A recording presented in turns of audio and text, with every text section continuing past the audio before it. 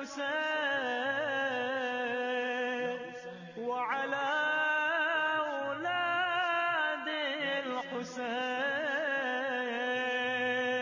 وعلى أصحاب الحسين. اعوذ باللہ من الشیطان الرجیم. بسم اللہ الرحمن الرحیم. السلام علیکم یا علی مدد. اہل بیت ٹی وی دیکھنے سننے سمجھنے والے دیکھ رہے ہیں کہ ہم اپنے صدائے کربلا کے ساتھ حاضر خدمت ہیں، اور انشاءاللہ کچھ پروگرام اور ہیں جس میں ہم ان موضوعات کو لے کر چلیں گے. احترام عزاداری اور اہتمام عزاداری. یقیناً آج ہم جس موضوع پہ بات کریں گے، آج اور اگر کل بھی انشاءاللہ کہ، اور کل تو خاص طور سے میں بتاتا چلوں ناظرین کہ کل ہم اپیل والا پروگرام کریں گے، فنڈ ریزنگ والا، تو ہمارے ساتھ رہیے گا، کیونکہ آپ دیکھ رہے ہوں گے ہماری اسکرین پہ کہ ہم نے جو ہدف دیا تھا اور سوچا تھا اس کا بھی بالکل بھی ہم بہت ہی مایوسی کی طرف ہیں یقیناً. لیکن مایوس یوں نہیں ہوں گے کہ ہمیشہ آپ کا ساتھ رہا ہے اور رہے گا انشاءاللہ. ہمارے وہ لوگ جو امریکہ سے ہمارے ساتھ رہے ہیں اور رہیں گے انشاءاللہ، کینیڈا سے ہیں، ابھی تک کینیڈا سے کوئی کال نہیں آئی، اور مجھے یقین ہے کہ انشاءاللہ جلدی ہم سے رابطے میں ہوں گے.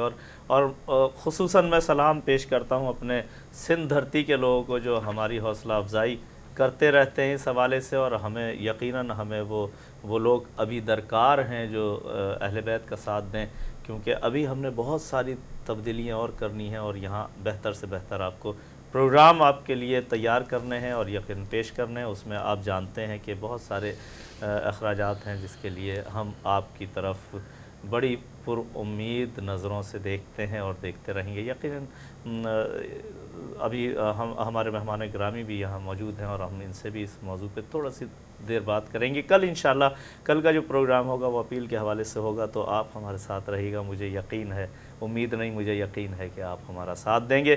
یقیناً اہتمام عزاداری، احترام عزاداری. آج ہم جس موضوع پہ بات کریں گے وہ ہے احترام انسانیت یا احترام عزادار. احترام عزاداری پہ بہت ساری گفتگو ہو گئی. احترام عزادار کے حوالے سے ہم مختلف شکلوں میں دیکھیں گے کہ بحیثیت بھائی کے ہمارا کیا حقوق ہیں، بحیثیت والد کے ہم اپنی اولاد کے ساتھ کس طرح سے برتاؤ کریں، بحیثیت باپ کے بیٹوں کے ساتھ، بحیثیت بھائی کے بھائیوں کے ساتھ. یہ سب ہم ان حوالوں سے گفتگو کریں گے. ہمارے ساتھ ہمارے اسٹوڈیو میں موجود ہیں کینیڈا سے ہمارے مہمان تشریف لائے ہوئے مولانا سید احمد رضا حسینی صاحب ہمارے ساتھ ہیں. السلام علیکم. علیکم السلام. اور ان کے ساتھ ساتھ ہمارے ساتھ موجود ہیں اسٹوڈیو میں جانی پہچان شخصیت، آپ کے مستقل آپ دیکھتے رہتے ہیں اہل بیت ٹی وی کے ذریعے اور مجالس میں.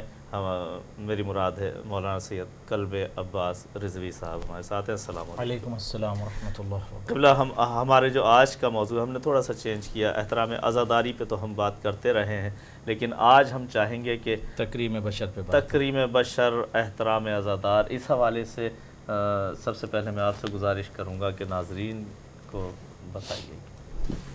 بسم اللہ الرحمن الرحیم. یقیناً عزاداروں کا جو احترام ہے وہ بہت زیادہ ہے، بلند ہے ان کا مقام، اور اس سلسلے میں کم سے کم وہ روایات اور واقعات ہمارے پیش نظر ہیں. آپ نے بھی سنے ہوں گے کہ ایک شخص امام زین العابدین علیہ السلام کا شاگرد تھا، اور اس نے اپنے گھر میں امام کو دعوت دیا تھا، شادی کا موقع تھا. امام نے فرمایا کہ میں واقع کربلا کے بعد میں نے طے کر لیا کسی ایسی تقریب میں شرکت نہ کروں گا، لہٰذا میں مجبور ہوں، میں شرکت نہیں کر سکتا. تو چونکہ وہ امام کا شاگرد تھا، چاہنے والا تھا، اس نے کہا کہ آپ کی شرکت ضروری ہے، آپ خود بتائیں کہ میں کیا اہتمام کروں کہ آپ تشریف لے آئیں. تو آپ نے کہا کہ اگر تو میرے والد کی فرش اعضا اگر بچھا دے اور مجلس منعقد کر دے تو میں یقیناً آؤں گا. اس نے مجلس کا اہتمام کیا، امام تشریف لائے، اور پھر اس کے بعد امام کے ساتھ اور بھی جتنے افراد تھے وہ بھی وہاں آئے. امام کو صدر مقام پہ بٹھالا، اور پھر جب مجلس شروع ہوئی، گریہ طاری ہوا، تو سب نے اپنی اپنی گردن جھکا دی. اور جب امام ظہری نے بھی گریہ کرنے لگے، جب سر انہوں نے اٹھایا تو دیکھا امام وہاں نہیں ہیں، تو پریشان ہو کے وہاں سے اٹھا اور اپنے گھر جانے لگا. اس نے جیسے ہی 2-4 قدم آگے بڑھائے ہوں گے کہ دیکھا امام وہاں تشریف فرما ہے کہ جہاں مومنین کی صف نعال ہے، اور ایک بار کہا کہ اے فرزند رسول، یہ آپ کا مقام نہیں ہے، آپ یہاں کیوں تشریف فرما ہے؟ آپ نے کہا کہ تم نہیں جانتے کتنا یہاں پر کیسی شخصیتیں آئی ہوئی ہیں۔ تو خلاصہ یہ ہے کہ مجلسوں میں جو لوگ آتے ہیں، ظاہر ہے کہ وہاں پر یہ عقیدہ ہے ہمارا کہ معصومین علیہم السلام آتے ہیں، تو وہاں اگر شرکت کی جاتی ہے تو جتنے ہیں سب قابل احترام ہیں، ان کی عزت کرنا چاہیے، اور جب وہاں آئیں تو ان کو جگہ دینی چاہیے، ان کے لیے کھڑے ہو کر استقبال کرنا چاہیے۔ یہ تمام چیزیں جو پہلے یہ اس احترام حوالے سے ہوتا تھا۔ معصومین کی کوئی حدیث وغیرہ، کوئی اقوال وغیرہ، کوئی میں نے یہ واقعہ آپ کے سامنے پیش کیا، یہ خود واقعہ ایک دلیل ہے کہ اس طرح سے عزاداروں کی عزت کرنا چاہیے۔ اور ایسے بھی کوئی مہمان کسی کے یہاں آتا ہے تو ہے اکرم الضیف ولو کان کافرا، اگر کافر بھی ہو بحیثیت مہمان کے آپ کے گھر آتا ہے تو اس کا احترام، اکرام، عزت کرنی چاہیے۔ اور اگر کوئی فرش اعضا پہ آتا ہے تو سب مہمانان جناب سیدہ سلام اللہ علیہ ہیں، تو یہاں پر بدرجہ اولیٰ ان کا احترام ہونا چاہیے اور زیادہ ان کی تکریم ہونا چاہیے۔ لہٰذا ان چیزوں کا خیال رکھیں۔ اصل میں یہ مجلسیں ہمیں تہذیب سکھاتی ہیں، مجلسیں ہمیں ایک ادب سکھاتی ہیں، رہنے کا سلیقہ اور طریقہ سکھاتی ہیں۔ اگر ان مجلسوں میں ان چیزوں کا فقدان ہو جائے کہ چھوٹے بڑے کا احترام نہ ہو، پھر ہم کہاں سے تو پھر ہم کہاں سے سیکھیں گے؟ وہ کون سا انسٹیٹیوشن، وہ کون سا مدرسہ، وہ کون سی جگہ ہے؟ مجلسیں اصل میں اسی کام کے لیے ہیں کہ ہم ایک مکمل انسان بن کر وہاں سے اٹھے۔ بلکہ مجلسوں کا ایک سب سے بڑا فیض یہ ہے کہ آپ نے دیکھا کہ جو پڑھنے کے لیے بچے جاتے ہیں تو ان کی کلاسز الگ ہیں، پرائمری کے الگ ہوتے ہیں، اس سے بڑے درجے کے الگ، کالج یونیورسٹیز کے الگ ہوتے ہیں دنیاوی تعلیم میں، مگر فرش اعضا پر جب بیٹھ جاتے ہیں تو وہاں پر ہر چھوٹے بڑے سب بیٹھتے ہیں، اور یہ کمال ہے کہ وہاں سے جو بھی اٹھتا ہے بقدر ظرف لے کر اٹھتا ہے، کیا بات، اور اس کے بعد وہ خود اپنے نفس کی بھی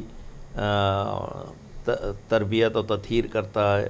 اور اسی طرح سے جتنے ہیں بچے اپنے اعتبار سے سمجھتے ہیں، جوان اپنے اعتبار سے سمجھتے ہیں، بڑے اپنے، یعنی وہ دانش گاہ ہے کہ جہاں ہر سن و سال کے افراد آتے ہیں اور سب سیکھ کر یہاں سے اٹھتے ہیں۔ یقیناً ناظرین، اگر ہم دنیاوی تعلیم کی طرف جائیں تو ہمیں پرائمری الگ کلاس میں لینی ہے، پرائمری کی کلاسز الگ ہوں گی، میٹرک کی، انٹر کی، فرسٹ ایئر کی کلاسیں الگ ہوں گی، اس سے آگے کالجز، پھر یونیورسٹیز۔ لیکن واحد فرش اعضا ہے جہاں یعنی اگر 6 مہینے کا بھی بچہ گود میں ہے تو وہ بھی اتنا ہی سیکھ رہا ہے جتنا ایک بزرگ۔ یقیناً یہ فرش اعضا مکمل ضابطۂ حیات ہے۔ جی قبلہ، احترام انسانیت، احترام بشر، احترام عزادار۔ اعوذ باللہ من الشیطان اللعین الرجیم، بسم اللہ الرحمن الرحیم، وبہ نستعین، اما بعد۔ موضوع بہت ہی اسینشل اور امپورٹنٹ اور ضروری ہے، اور اس پر یقینی طور پر بات ہونا چاہیے۔ اگر تکریم بشر، دیباچہ افکار انسانی میں نہیں ہوگا تو معاشرہ جو ہے وہ تباہ ہو جائے گا۔ اس کے لیے میں سرکار دو عالم صلی اللہ علیہ وآلہ وسلم کی ایک حدیث ہے من لا یحضر الفقیہ میں کہ اضل الناس من اہان الناس، ذلیل ترین فرد، سب سے زیادہ ذلیل ترین فرد معاشرے کا وہی ہے جو لوگوں کی توہین کرتا ہو۔ یعنی لوگوں کی توہین کرنے والا فرد خدا کے نزدیک بھی ذلیل ہے، پیغمبر خدا کے نزدیک بھی ذلیل ہے۔ تو اگر کوئی فرد کسی معاشرے میں کسی کی رسپیکٹ نہیں کرتا، اس کی توہین کرتا ہے، تو وہ یہ سمجھ لے کہ اس مومن کو اس نے توہین نہیں کی، بلکہ خود اس نے اپنی توہین کروا لی، خدا کے نزدیک بھی اور پیغمبر خدا۔ تو رسپیکٹ اور احترام اور تعزیز اور تبجیل اور تکریم بشر تو بہت زیادہ ضروری ہے، اور شاید اسی لیے ہدف پیغمبر بھی تھا کہ زمین پر آسمان کی بلندیوں کو چھوڑ کر آئے، تاکہ بشریت کو نقطہ کمال تک، نقطہ تعزیز تک، نقطہ تبجیل تک لے جا سکیں۔ اور اس کے لیے ایک حدیث میں اور آپ کی خدمت بیان کر دوں کہ لا کرم کالتقوی، بلند ترین شے جو انسان کی فکروں کو بلند کر دے، جو حیات کے دیباچے کو بلند کر دے، جو انسان کو نقطہ کمال کی طرف لے جائے، جو شے، اس کا نام ہے کرامت بشر۔ کرامت بشر اس وقت اس منزل کمال تک پہنچتی ہے جب انسان کے اندر تقوی پایا جائے، یعنی بغیر تقوی انسان مکرم نہیں ہو سکتا۔ اگر کوئی شخص یہ سوچتا ہے کہ میں معاشرے میں زیادہ رسپیکٹڈ رہوں، زیادہ میرا احترام ہو، مور رسپیکٹڈ ہو اللہ کے نزدیک بھی، خدا کے نزدیک بھی اور اہل بیت کے، تو اسے چاہیے کہ تقوی اختیار کرے۔ اور اس کے لیے مولا متقیان نے دقیق ترین جملہ نہج بلاغہ میں ارشاد فرمایا کہ فالمتقون فیہا هم اہل الفضائل فی ہے یعنی فی هذه الدنیا. مولا نے کہا کہ دیکھیں دنیا میں صاحب عسکر ہونا، صاحب لشکر ہونا، دبدبہ، خزانہ، فوج، یہ تمام چیزیں ضرورت حیات تو بن سکتی ہیں، بٹ فضیلت کی بنیاد یہ تمام چیزیں نہیں ہیں. فضیلت کے لیے فالمتقون فیہا ہم اہل الفضائل، صاحب فضائل وہی فرد ہیں، وہی افراد ہیں جن کے اندر تقویٰ پایا جاتا ہے. اور اس کی دلیل قرآن مجید میں دیا کہ ان اکرمکم عند اللہ اتقاکم، سب سے زیادہ جو اتقا ہے، متقین اتقا ہے، تو وہ اللہ کے نزدیک مور رسپیکٹڈ ہے. تو ضرورت اس بات کی ہے کہ ہم تقوی کی طرف آئیں تاکہ تکریم بشر جو ہے وہ ہمارے اندر آ نہیں جائے. تو اگر کوئی متقی نہیں ہے تو اس کی احترام نہیں ہے، اس کی عزت نہیں احترام ایک الگ شے ہے. اگر کوئی انسان یہ چاہتا ہے کہ مکرم رہے، محترم رہے، رسپیکٹڈ رہے، عند اللہ اور عند اہل البیت، تو متقی اللہ اور ہونا پڑے رسول گا. کی نظروں میں اگر انسان کے پاس تقوی نہیں ہے تو وہ خدا کے نزدیک مکرم نہیں ہے، صاحب فضیلت نہیں ہے. دیکھیے خلقتاً انسان صاحب شرف ہے، غور کیجئے گا اس لفظ پر. خلقتاً پروردگار عالم افضل مخلوق خلق کیا ہے آپ کو ہم کو سب کو، بٹ اشرف مخلوق خلق کیا ہے، افضل مخلوق نہیں ہے، اشرف مخلوق ہے. اب افضل مخلوق بننے کے لیے تقوی الہی اختیار کرنا پڑے گا. آپ کو ڈیڈ، ایکشنز، اعمال، آپ کا کردار آپ کو افضل مخلوق بنائے گا. ورنہ اگر انسان افضل مخلوق بھی ہو اور اشرف مخلوق بھی ہو تو اسے کچھ کرنے کی ضرورت ہی نہیں ہے. تو اسی لیے مولانا نہج بلاغہ میں کہا کہ افضل مخلوق وہی ہے جو صاحب تقوی ہے. تو تقوی آپ کو مور رسپیکٹڈ بنائے گا، تقوی ہی آپ کو مکرم بنائے گا، تقوی ہی آپ کو عزت. ویسے ہی مولانا کا قول ہے کہ اگر آنے والی کل تمہاری گزری ہوئی کل سے بہتر نہیں ہے تو تمہارے، تو اس پر ہمیں توجہ دینے کی ضرورت ہے کہ ہمارے اندر اور تکریم بشر کا جو مادہ ہے یا جو مزاج ہے، فکری طور پر ہمیں یہ دیکھنا چاہیے کہ ہم دوسروں کا احترام کرتے ہیں کہ نہیں کرتے. اگر ہمارے فکر کی دہلیز میں یا شعبہ فکر میں یہ بات آ جائے کہ ہم کسی کی توہین کریں، تو توہین کرنے سے پہلے ہم خدا کے نزدیک زیادہ جس کو کہہ لیا جائے کہ قارۂ دلالت میں انسان یا قارۂ عدل میں چلا جاتا ہے انسان. لہٰذا کسی کی توہین کرنا یا اس کے بارے میں سوچنا کہ ہم فلاں فرد کی، یہ جو حدیث ہے یہ مسلمان اور غیر مسلمان کے لیے نہیں ہے. اضل الناس من اہان الناس، یہ نہیں کہ اضل الناس من اہان مؤمنا او من اہان متقیا، یہ لفظ نہیں ہے، او تقیہ یہ لفظ نہیں ہے. انسان کا احترام جو ہے واجب ہے، کسی بھی مذہب و مسلک کا ہو. یہ اس پر ہمیں غور کرنے کی ضرورت ہے کہ مذہب و مسلک کا پردہ ہم پہلے ہٹا دیں، انسانی بنیاد پر انسانی رشتے سے ہم اس کا احترام کریں، اس کے بعد پھر مذہب و مسلک بات کی چیزیں ہیں. جیسے ایک فطری عمل ہے کہ اگر خدا نہ خواستہ ہم کوئی ایکسیڈنٹ دیکھتے ہیں تو اسے اٹھائیں گے، بجائے اس کے کہ اس سے پوچھیں تو مسلمان ہے یا نہیں ہے. اگر مسلمان ہے تو تجھے اٹھائیں. انسانیت کے ناطے ہمیں اس کی مدد کرنی ہے. سب سے بڑی چیز. جی ہاں قبلہ، آج کل سب سے خوبصورت اور سب سے اچھا وقت گزارنے کا موضوع جو ہوتا ہے وہ غیبت ہوتی ہے، کہ کسی کے خلاف بات کر رہے ہوں، کسی کی کمزوریوں کو لوگوں میں بیان کر رہے ہوں. معاف کیجیے گا، خطیب ہے تو خطیب کی برائیاں کر رہا ہوگا، شاعر ہے تو شاعر کی برائیاں کر رہا ہوگا، نوا خان ہے تو نوا خان کے وہ پہلو لے کے آئے گا جو کمزور ہیں، سوز خان ہے تو سوز خانوں کے وہ پہلو لائے گا جو کمزور ہیں. تو یہ کیوں نہیں، اور اس کی سزا کیا ہے؟ ہاں، سب سے پہلے یہ ہے کہ ہم پہلے اس تعریف یہ کریں کہ غیبت کہتے کسے ہیں. صحیح. اگر ہم کسی کے کلام پر کوئی تبصرہ کر رہے ہیں تو یہ تنقید کے زمرے میں آئے گا، غیبت نہیں ہے. مطلب آپ کا ایک کلام ہے، آپ پڑھ کے چلے گئے، وہ ایک الگ چیز ہے، وہ ایک الگ چیز ہے. لیکن میں نے کہا کہ وہ کمزور پہلو زندگی کے لے آتے ہیں جو یعنی قابل، مثلا اس اعتبار سے کلام کے اعتبار سے لاتے ہیں، دوسرے اعتبار سے لاتے ہیں، یعنی ذاتی اور جب کلام سے جیت نہیں پاتے تو پھر وہاں سے دوسری طرف سے حملہ ہوتا ہے نا. ہاں، تو وہ جب ذاتیات پر حملہ کرتے ہیں تو یہ پھر غیبت کے زمرے میں، چونکہ آپ وہاں موجود نہیں ہیں، آپ کی عدم موجودگی میں اس طرح فنی اعتبار سے جب کوئی مقابلہ نہیں کرتا، ہم نے تاریخوں میں بھی دیکھا ہے کہ فنی اعتبار سے جب مقابلہ نہیں کر پاتا تو پھر وہ غیبت کے زمرے میں آ جاتا ہے. غیبت کے لیے حدیث ہے کہ جو ہے فنار ہے من اغتاب مسلما، اگر کسی شخص نے کسی مسلمان کی غیبت کی تو اس کی جزا جہنم ہے. سخت ہے. اس کے بعد حدیثیں بھی ہیں، قرآن کی آیات بھی ہیں، حدیثیں بھی ہیں، ساری چیزیں ہیں. اور غیبت کو بہت زیادہ اس لیے کہ اصل میں کیوں برا کہا گیا ہے، اس کی سب سے بڑی وجہ یہ ہے کہ اس سے معاشرہ بالکل تباہ و برباد ہو جاتا. معاشرے میں رہیں تو اتحاد پیدا ہونا چاہیے، ایک دوسرے سے محبت پیدا ہونا چاہیے، ایک دوسرے سے لگاؤ ہونا چاہیے، ہمدلی ہونا چاہیے، ایک دوسرے کے نیکیاں ہیں اسے مسائل میں شریک. مثلا ایک پازیٹیو چیزوں کی طرف دھیان رکھنا چاہیے. آپ کی کوئی مثلا اس طرح کی ضرورت ہے، اسے ہم پورا کر دیں، ہمیں کبھی کوئی ضرورت ہو آپ پورا کر دیں. معاشرہ اسی لیے ہے نا. اسی طرح سے معاشرہ پروردگار عالم بھی قرآن کریم میں کہتا ہے کہ لتعارفوا، ہم نے اس لیے عورت اور مرد سے قبیلہ بنایا تاکہ ایک دوسرے کو پہچانیں.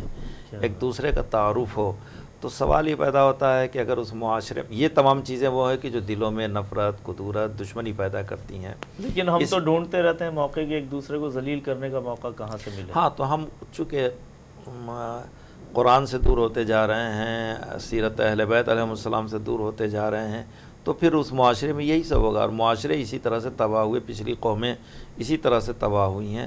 اب ظاہر ہے کہ جب ہم اس معاشرے میں، اسلامی معاشرے میں اگر ہم زندگی گزار رہے ہیں تو اور ہمارا یقین خدا پر ہے. جیسے ابھی مولانا نے کہا، واقعی تقویٰ جو ہے یہ انسان اس لیے تقوی کی تاکید کی جا رہی ہے، یہ ہماری ایک ضرورت ہے تقویٰ، اس لیے کہ ہم مسلمان ہونا کافی نہیں ہے، مومن ہونا کافی نہیں ہے، یہاں تک کہ ہمیں متقی بننا ہی پڑے گا. جب تک ہم متقی نہ بنیں گے تب تک اہل بیت کی معیت اور ان کی ہمراہی کا شرف ہمیں مل ہی نہیں سکتا ہے. یا ایھا الذین آمنوا اتقوا اللہ وکونوا مع الصادقین. ہم صادقین کے ساتھ اگر ہونے کا دعویٰ کرتے ہیں تو ہمارے اندر اتنی کوالیفیکیشن ہونی چاہیے، اتنی کوالٹی ہونا چاہیے، اتنی چیزیں ہمارے اندر ہونا چاہیے. اگر نہیں ہے، بغیر تقوی کے، بغیر ایمان کے، بغیر دین کے، اور کوئی کہتا ہم ان کے ساتھ ہیں، یہ محض دعویٰ ہے، اس میں کوئی حقیقت نہیں ہے. اس لیے کہ آپ کہتے ہیں کہ ہم آپ کے چاہنے والے، وہ تو نہیں کہتے ہیں. اسی لیے آپ نے دیکھا کہ جو لوگ مثلا کچھ قومیں ایسی تھیں جو کہتی تھیں، اہل یہود کہتے تھے ہم خدا کو چاہتے ہیں، ہم خدا کے ماننے والے ہیں. تو خداوند کریم نے پیغمبر سے کہا، قل، اے پیغمبر ان سے کہہ دیجئے، ان کنتم تحبون اللہ فاتبعونی، تم اللہ کے چاہنے والے ہو تو میری اتباع کرو. یعنی اتباع پیغمبر کو محبت خدا کے لیے دلیل قرار دیا گیا ہے کہ جب تک آپ پیغمبر کے پورے طور سے اتباع آپ نہیں کریں گے، اس وقت تک آپ اللہ کے چاہنے والے کہے ہی نہیں جا سکتے ہیں. لہٰذا ان چیزوں کو اسی لیے قائم کیا گیا. تو ہمارے معاشرے میں اس بات کی ضرورت ہے کہ اس کو اخلاقی خرابی کہتے ہیں. ان خرابیوں کو دور کرنا چاہیے. غیبت ہے، نمامی ہے، ایک ادھر سے ادھر بات کا لگانا ہے ایک دوسرے، بلکہ ہونا یہ چاہیے کہ ایسی باتیں کی جائیں کہ آپس میں دل قریب ہوں. مطلب دو آدمی اختلاف ہے، ایک شخص کے پاس پہنچے، بھائی تم اس کی اتنی برائیاں کر رہے ہو، وہ تو بڑی تعریف کر رہا تھا تمہارا، اتنی سی بات. یہ ایسا نفسیاتی پہلو. اچھا، وہ چونکے گا، اچھا میں اس کی جگہ بن جائے. ہاں، اب اس کے پاس گئے، کیوں اس کی برائی کرتے ہو، تو اتنی اچھائی تمہاری بیان کر رہا تھا. اچھا ہوئی نا، ایک سافٹ کارنر پیدا ہوا نا، نزدیکی پیدا ہوئی نا. انشاءاللہ ایک وقت وہ آئے گا کہ یہ ٹوٹے ہوئے دل پھر آپس میں جڑ جائیں گے. ہم تو دیکھتے ہیں کہ اگر کوئی ملنے کی کوشش بھی کر رہا ہوگا تو وہ دوسرے کو سمجھائیں گے جا کے، تمہاری غیرت کہاں چلی گئی، تمہارے ساتھ تو اس نے یہ کیا تھا. لیکن اس کی بھی وجہ یہ ہے، اس کی بھی وجہ ہے کہ فرش آزاد سے ہم نے کچھ سیکھا نہیں اور ہے، اور دعویٰ کرنا اور ہے. تو قبلہ نے اتباع کہا کہ اتباع کرو. اتباع میں آغا کی بات کو آگے بڑھاتے ہوئے کہ یقینی طور پر دعویٰ کوئی بھی کر سکتا ہے، زبان ہے، اس کی دلیل بھی آپ استعمال کر لیں. ایک آیت بھی آپ کے سامنے پیش کروں کہ بسم اللہ الرحمن الرحیم، وقالت الاعراب آمنا. یہ عرب آ کے کہتے ہیں بزم رسول میں بیٹھ کر کہ ہم ایمان لے آئے. قرآن نے ڈانٹا ہے ان کو، خدا نے ڈانٹا ہے. قل، اے نبی کہہ دے، لم تؤمنو، تم ایمان نہیں لے آئے. وہ تو کہہ رہے ہیں آمنا، بل اسلمنا، خدا کہہ رہا ہے تم ایمان نہیں لے آئے. بل قولوا اسلمنا، اصل کی یہ کہو کہ اسلام لائے. ایمان لانا اور بات ہے اور ایمان لانا اور بات ہے. وَلَمَّ يَدْخُلِ الْإِيمَانِ فِي قُلُوبِكُمْ، ایمان تو ابھی تمہارے دلوں کے دریچے میں داخل ہی نہیں ہوا. ابھی زبانی تسلیم دل تو تمہارے مغلق ہیں، اس پر دبیس پردے پڑے ہوئے ہیں، تمہارے دل کے دریچے کھلے کہاں ہیں؟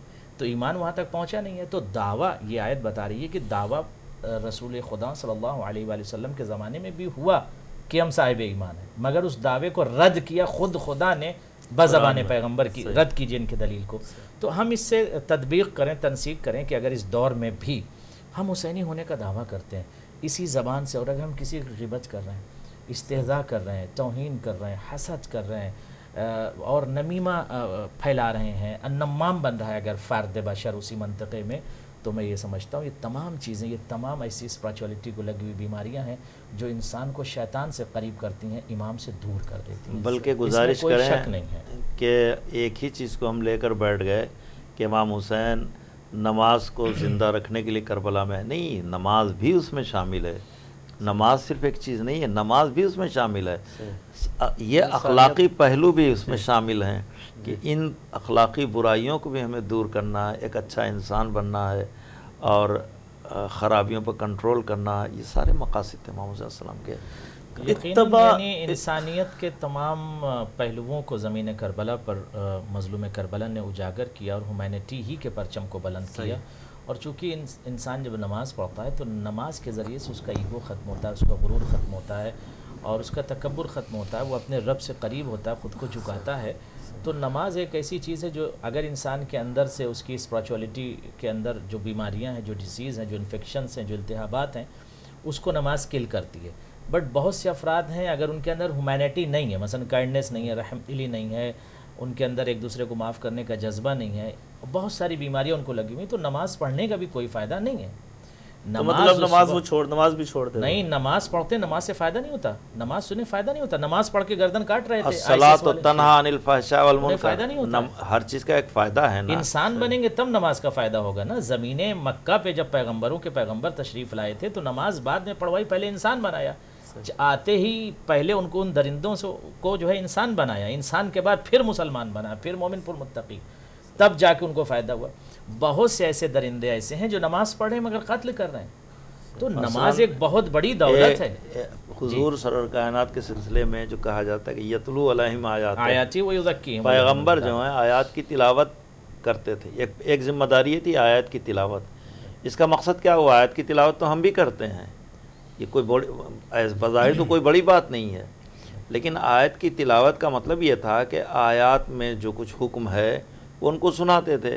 ان کی وہ زمین، دماغ کی زمین کہ جس پر ظلمت تھی، جہل تھا، اندھیرا تھا، تاریکی تھی، دنیا بھر کی برائیاں تھیں، قتل و غارت گری ان کا مقصد تھا. اس زمین کو دیکھیں، اگر سخت زمین پر، بنجر زمین پر اگر آپ کوئی دانہ ڈالیں گے تو وہ نتیجہ خیز نہیں ہوگا، جل جائے گا، ختم ہو جائے گا، دھوپ لگ کے وہ جل جائے گا، ختم ہو جائے گا. تو ہوتا یہ ہے کہ پہلے زمین کی آبیاری کی جاتی ہے، اس کو نرم بنایا جاتا ہے تاکہ قبولیت کی اس کے اندر صلاحیت پیدا ہو جائے. آیات الہی کا مقصد یہی تھا کہ ان کی بنجر زمینوں کو، ذہن کی زمینوں کو نرم کیا جائے، ان کے ذہن کی سخت تر زمینوں کو آیات پڑھ پڑھ کر نرم کیا جائے. اتنا نرم کیا جائے کہ تربیت کو بھی قبول کرنے کی صلاحیت ہو، تعلیم کو بھی قبول کرنے کی صلاحیت ہو. یہ اصل میں مقصد پیغمبر تھا. تو اتباع کے حوالے سے قبلہ اتباع کس طرح کی جائے؟ رسول جیسا لباس پہنا جائے؟ نہیں، دیکھیے اتباع کا لوگوں نے یہ شاید سرمایہ سمجھ لیا ہے کہ اتباع جو ہے وہ لسان سے ہے. اتباع اصل میں کردار سے ہے، اور آپ کی روح اتباع کرے. اگر آپ کا صرف جسم اتباع کر رہا ہے تو پھر جسم کی اتباع کا نام اتباع نہیں ہے، نہ ہی اطاعت ہے. بہت سے لوگ یہ سمجھتے ہیں کہ اگر ہم جھک گئے نماز میں، سجدہ کر لیا، رکوع کر لیا، تو یہ اتباع یا تعصی پیغمبر ہے، یا ہم نماز کے تمام ان روحانی وادیوں سے مرور کر رہے ہیں. ایسا نہیں ہے. اتباع اطاعت کا مطلب یہ ہے کہ آپ کی روح جو ہے وہ نماز کی کیفیت اور نماز کی خوبی کو اپنے اندر اس کی لذت محسوس کرے اور اچیو کر لے، اس کو ریسیو کر لے. مثلا آپ جب سجدے میں جائیں اور جا کر کہیں سبحان ربی الاعلی و بحمدہ، تو مثلا یہ لفظ سبحان جو ہے آپ کی روح کے اندر اتر آئے، صرف زبان تک محدود نہ ہو، زبان تک لمیٹڈ نہ ہو. امام زین العابدین علیہ السلام دریچہ کعبہ سے لپٹ کر کعبے کی دیوار کو پکڑے ہوئے یہ ارشاد فرماتے، الہی اغلق الملوک ابوابہا، پروردگار دنیا کے تمام ملوک نے اور دنیا کے تمام رؤسا نے، بادشاہوں نے اپنے دریچوں کو، دروازوں کو بند کر دیا ہے، مگر تیرا ایک دروازہ ہے جو ہر پکارنے والے کے لیے کھلا رہتا ہے. تو گویا یعنی اگر ہم اس کیفیت تک پہنچ گئے ہیں تو وہ ہے عبادت، وہ ہے اطاعت.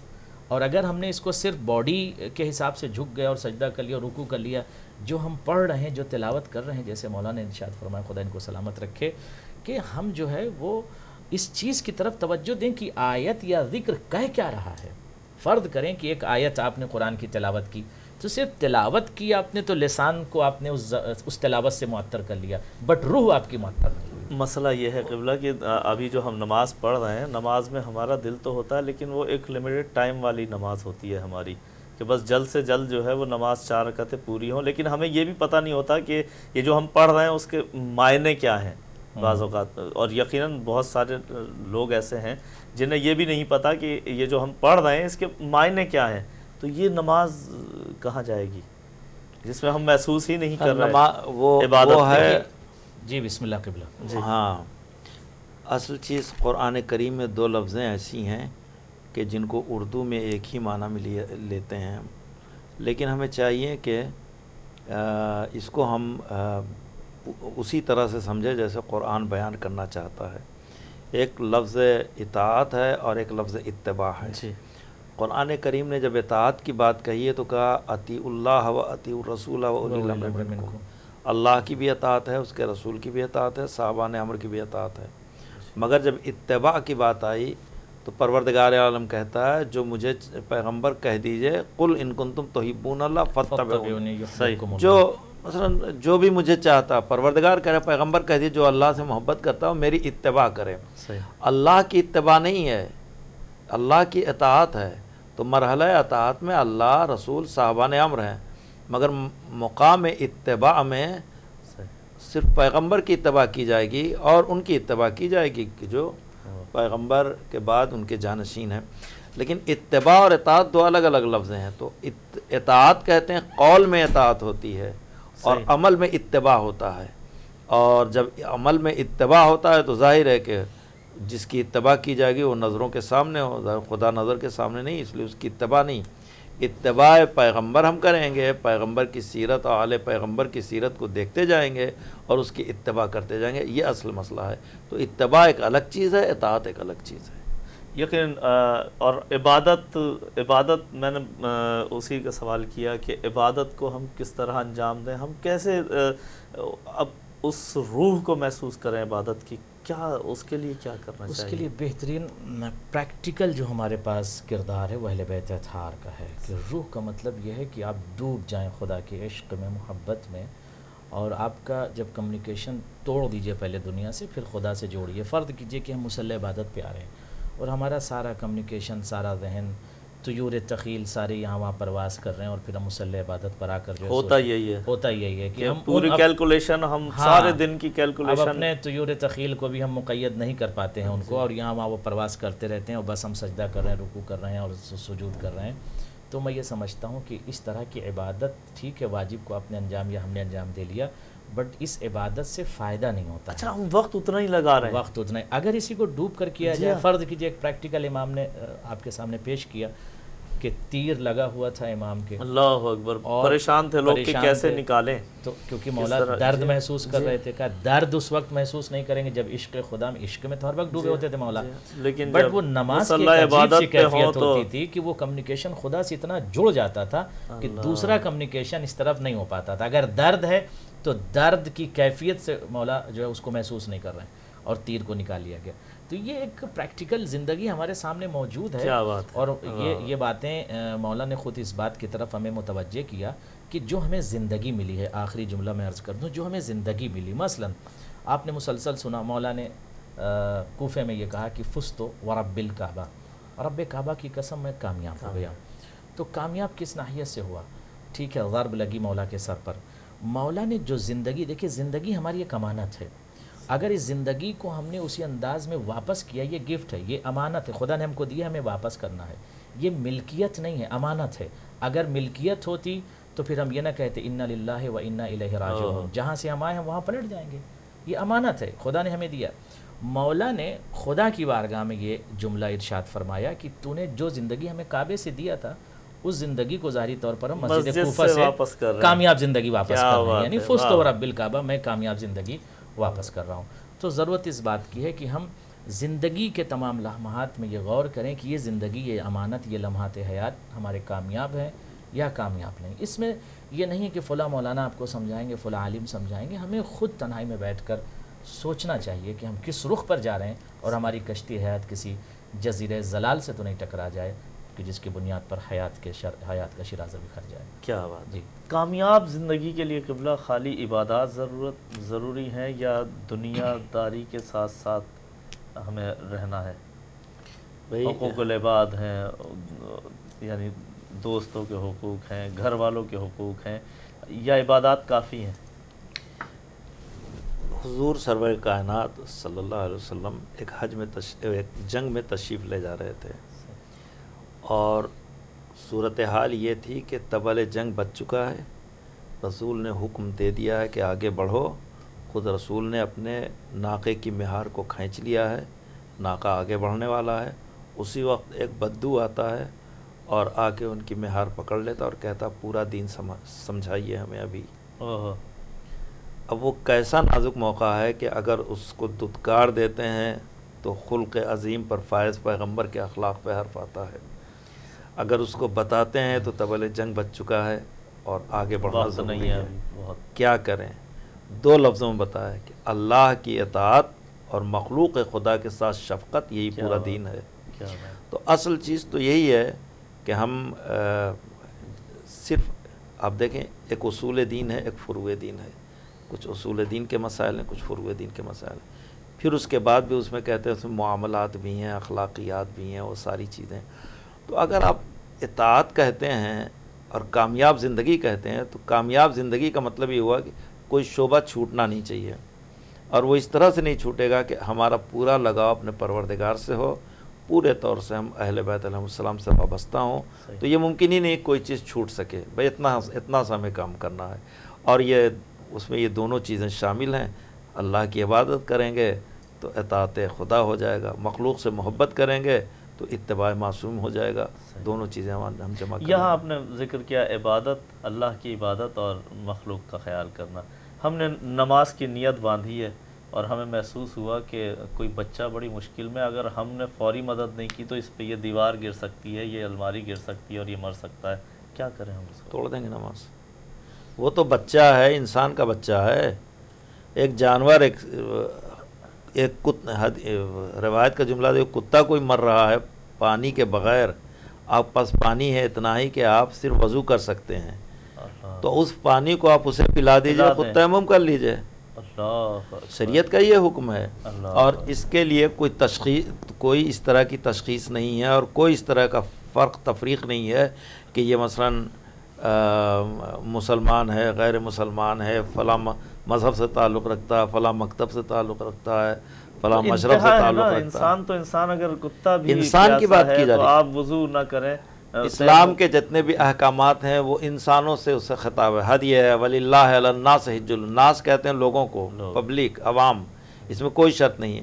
یا قرآن کریم نے بعض مقامات پہ کہا ہے وَقَضَىٰ رَبُّكَ أَلَّا تَعْبُدُوا إِلَّا إِيَّاهُ وَبِالْوَالِدَيْنِ إِحْسَانًا، تمہارے پروردگار کا یہ حکم ہے کہ اللہ کے علاوہ کسی اور کی عبادت نہ کرنا اور اپنے والدین کے ساتھ احسان کرنا، اپنے والدین کے ساتھ۔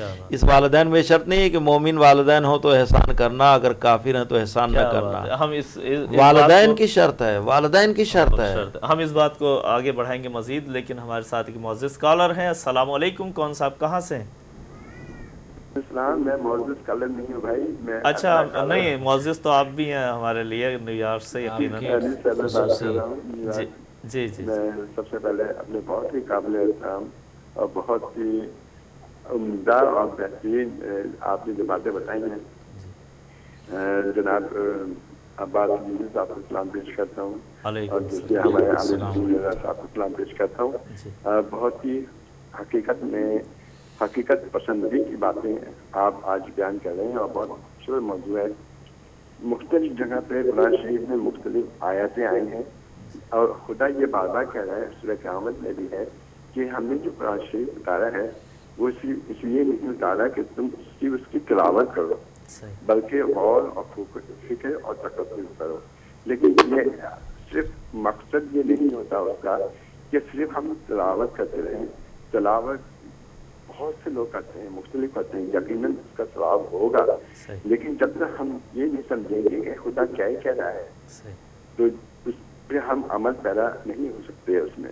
اور دوسری بات ہے، سورہ مومن میں بھی مختلف جگہ پہ یہ آیت آئی، یقیناً قدر بہت زیادہ جانتے ہیں کہ خدا ہمارے ہر عمل سے واقف ہے۔ جیسے ابھی آپ نے اتنی بات کی غیبت کے بارے میں کہ ہم لوگ غیبت کرتے ہیں، ایک دوسرے کی بیک بائٹنگ کرنا شروع کر دیتے ہیں معمولی باتوں پہ، تو خدا ہمارے ہر عمل سے واقف ہے، یہاں تک کہ وہ ہمارے آنکھوں کے اشارے بھی جانتا ہے، دل کے اندر جو ہے وہ بھی جانتا ہے۔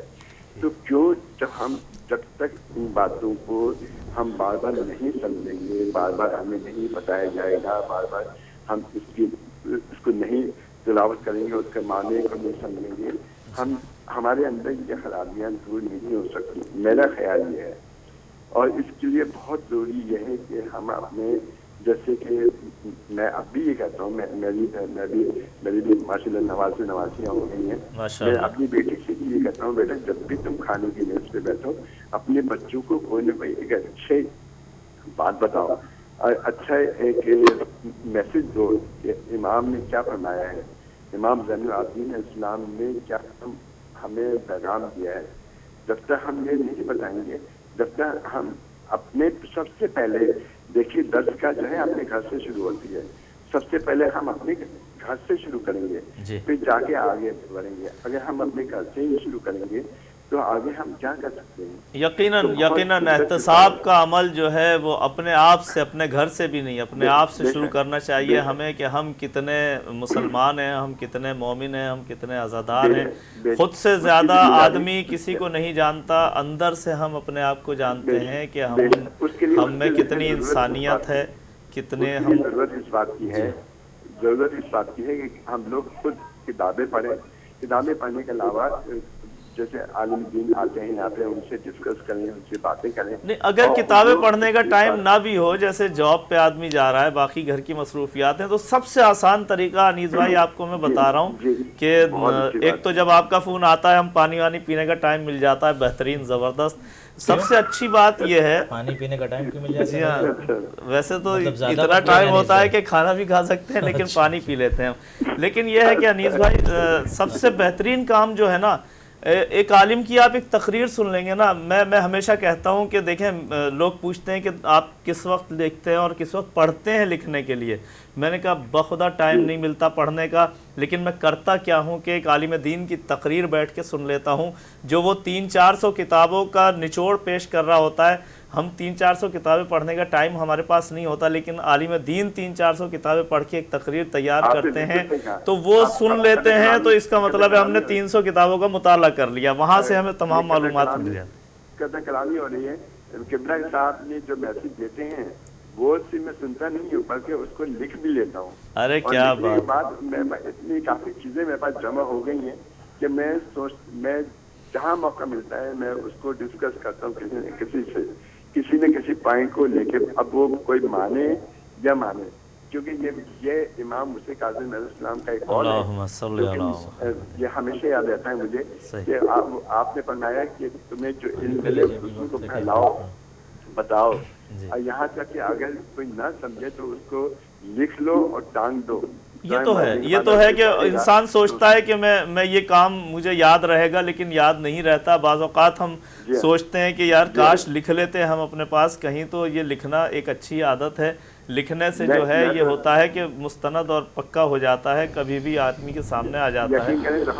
یقین کریں ظفر بھائی، میں تو اتنا میں نے لکھا. میں نے جب علامہ رشید صاحبی مدرسے پڑھا کرتے تھے تو میں وہ لکھ لیتا تھا اور لکھ کے بس جمع ہو گئے. بہت کیا بات ہے. اور نقل صاحب کی جو انہوں نے مدرس پڑھی تھی ایک پنجابی سنی تھی، وہ ابھی تک میں دیکھتا ہوں تو مجھے احساس ہوتا ہے کہ بہت امپورٹنٹ سبجیکٹ ہے کہ ہم لوگ ان کو لکھ لیں، وہ پوائنٹ لکھ لیں اور وہ دوسروں کو بتائیں.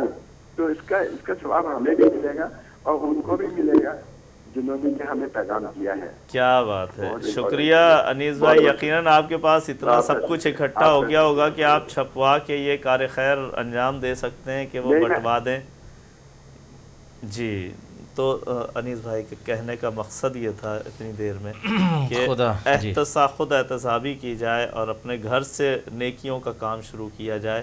تو میں نے ایک اور سوال کیا تھا کہ کیا یعنی ہم جو ہے ایک اچھا انسان ہونے کے لیے صرف ہم معصومین کے نام استعمال کرتے رہیں؟ ہمیں بحیثیت بھائی کا کیا ہمارے اوپر حقوق ہیں؟